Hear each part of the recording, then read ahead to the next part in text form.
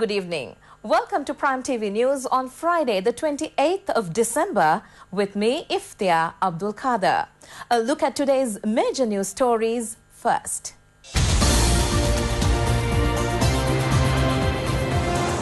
Prime Minister has said that the foremost place given to Buddhism in the Constitution will not be changed.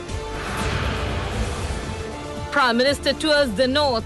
Armed forces are further engaged in relief activities. Canadian government says it is advisable to visit Sri Lanka. And on news overseas, winter storms create havoc in some U.S. states.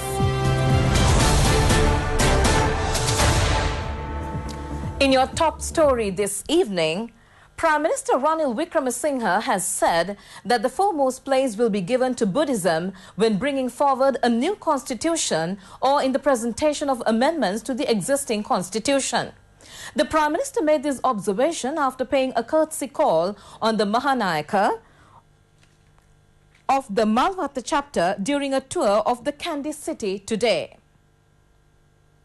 Prime Minister Ranil Wickremesinghe first visited the Asgiriya Mahavihara and paid a courtesy call on the Mahanayaka Thera, the most venerable Varakagoda Sri Jnanaratana Thera. A group including the Venerable Dr. Muruddeniye Dhammaratana Thera of the Mutiyangana Rajamahavihara and a member of the Asgiriya Mahavihara Karaka Sangha Sabha and several parliamentarians joined in the occasion. Thereafter, the Prime Minister arrived at the Sri Dalada Maligawa. He was greeted by Kandy Mayor Kesara Senanayaka and conducted him on a red carpet. At the Vahalkada, the entrance to the Dalada Maligawa, the Prime Minister was welcomed by the Diyavadana Nilame Pradeep Nilangadala.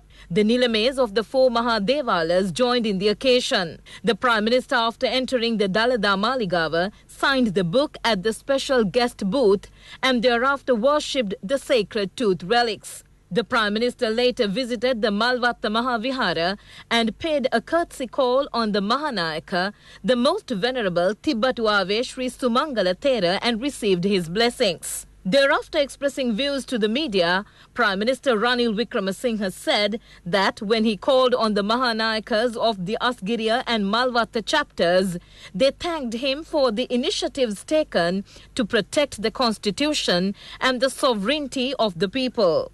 He said that if they were maintaining a stable government, they need institutions protecting the stability and also have to appreciate the steps taken by the Mahanayakas. At the same time, the Prime Minister said that he told the Mahanayakas that the government intended to launch programs bringing relief to the villagers. He said that the United National Party had agreed after talks with the opposition not to change Article 9 of the Constitution even by one word, the foremost place given to Buddhism when drafting or amending the Constitution.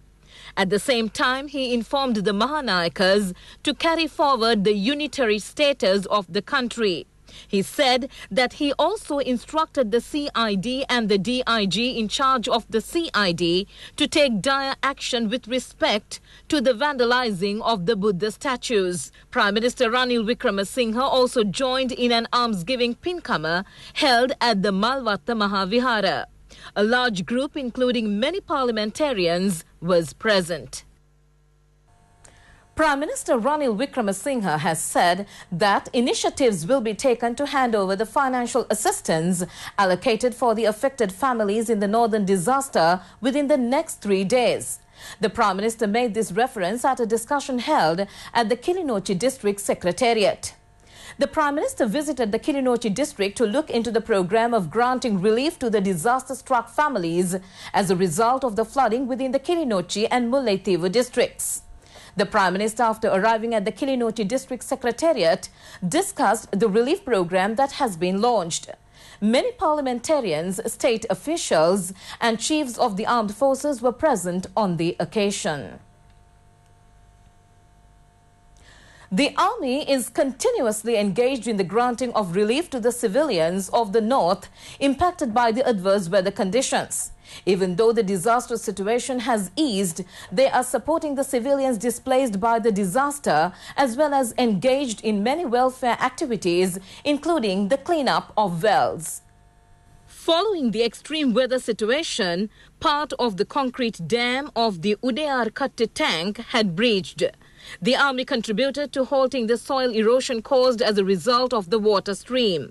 These activities were carried out by the 7th Gamanuheva Regiment on the instructions of the 68th Division Headquarters and under the supervision of the 683rd Brigade Headquarters. Meanwhile, the Department of Meteorology has announced that the prevailing showery condition is expected to temporarily reduce to some extent from today.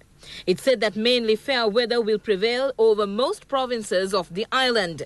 However, showers or thunder showers may occur at a few places in Ratnapura, Gaul and Matra districts after 2 p.m. Misty conditions can be expected at some places in the central, Sabragamua and western provinces during the morning. The Met Department also announced that there may be temporary localized strong winds during thunder showers. In other local stories, development activities in the Asirigama village in Anuradhapura under the Grama Shakti People's Program launched by the President to alleviate poverty has commenced. The allocation made on the orders of President Maithripala Sirisena for the development of the Asirigama village at Palugaswava in Anuradhapura is 25 million rupees. The Grama Shakti program is in operation with the desire of alleviating poverty from the country by the year 2025. The President recently undertook a special tour of the Asirigama Grama Shakti village. During this tour, the President received requests from the villagers with respect to new houses, water facilities for the agriculture industry, as well as with respect to preschool buildings. Accordingly, the President allocated a sum of 25 million rupees. The Presidential Media Division said that many development activities, including the laying of foundation stones for the construction of new buildings for 2 dilapidated preschools, took place yesterday. The residents expressed their gratitude to the President for responding to their requests before the lapse of 2 weeks. The Grama Shakti People's Program is in operation countrywide. It receives the support of the private sector. One of the aims of this effort is to guide the people to stand on their own feet. The President has given instructions to the relevant officials to increase the number of villagers that will be covered by the program by the year 2020 to 4,000. The Department of Immigration and Emigration has said that passports only for Middle Eastern countries will not be issued with effect from the 31st of this month. Controller of the Passport Division of the Department of Immigration and Emigration, Vajira Lienaratne, said that passports valid for all countries only will be issued from the 1st of January. Vajira Lienaratne said that in view of Sri Lanka introducing the e-passport service to its citizens, the issuance of passports valid only for Middle East countries would no longer be issued from the December 31st this year, the Immigration and Emigration Controller General M.N. Ranasinghe said. He said passports valid only for all countries will be issued from January 1st, 2019. Mr. Vajira Lienaratne said that department was hoping to implement the e-passport project soon with an electronic chip that carries the owner's biodata. Mr. Lienaratne mentioned that most Sri Lankans who have passports valid only for Middle East countries have to obtain another passport when they need to travel for jobs in other countries like South Korea and Cyprus. We have placed orders for only all countries' passports to be issued until the implementation of the e-passport project. 2 suspects arrested over the disappearance of 11 individuals and produced in courts have been further remanded. Petty Officer Upul Chaminde alias Annachi of the Sri Lanka Navy and leading seaman Sanjeeva Prasad Ilanga Senaratne were further remanded until the 9th of next month. They were remanded by the Colombo Fort Magistrates Court. The remand order was issued by Colombo Fort Magistrate Ranga Disanayaka. They were produced in courts on charges including aiding and abetting in the abduction and killing of youth. Upul Chaminda alias Annachi is due to be produced for an identification parade on the 9th of next month. The 10th suspect in the case, Navy Lieutenant Commander Chandana Prasad Hettiarachi, is already in custody.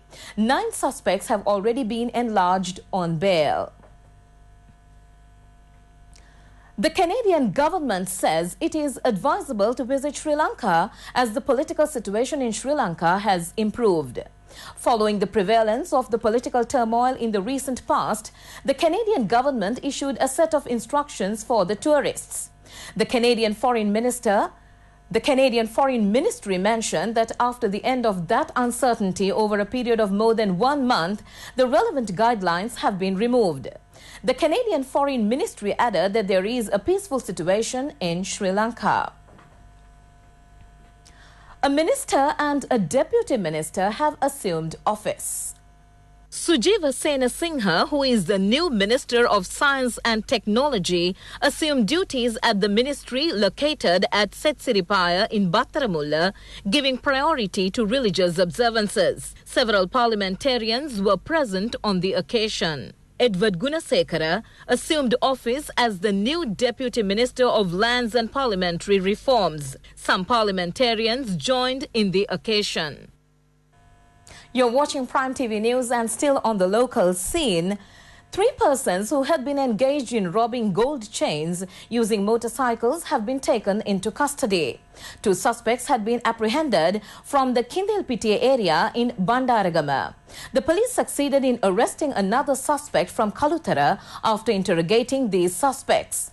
The police recovered 12 gold chains from the possession of the suspects. Its value is reported to be about 1 million rupees. The Panadura South police said that the suspects had been engaged in robbing gold chains to purchase narcotics. The suspects were due to be produced in the Panadura magistrates' courts.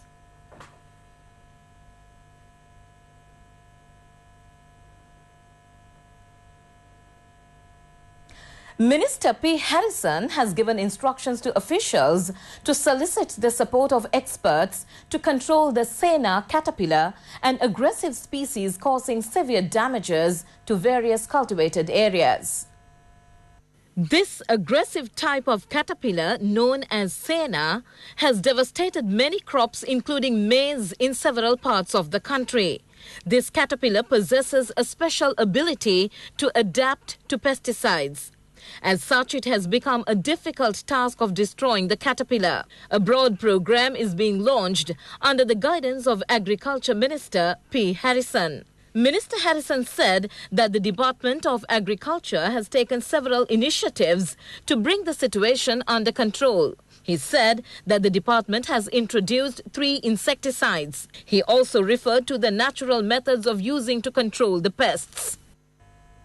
6 persons have sustained injuries in a fatal motor accident that took place in Ekkassa area in Ambalantota. A 3-wheeler en route from Nonagama to Ambalantota and a car travelling in the opposite direction had collided on the Tissa Matra main road at around last night. The car had reportedly veered off the road and crashed into a nearby bridge as the driver had failed to control its speed. 4 persons travelling in the 3-wheeler and 2 persons travelling in the motor vehicle had sustained injuries. The Ambalantota police are pursuing investigations.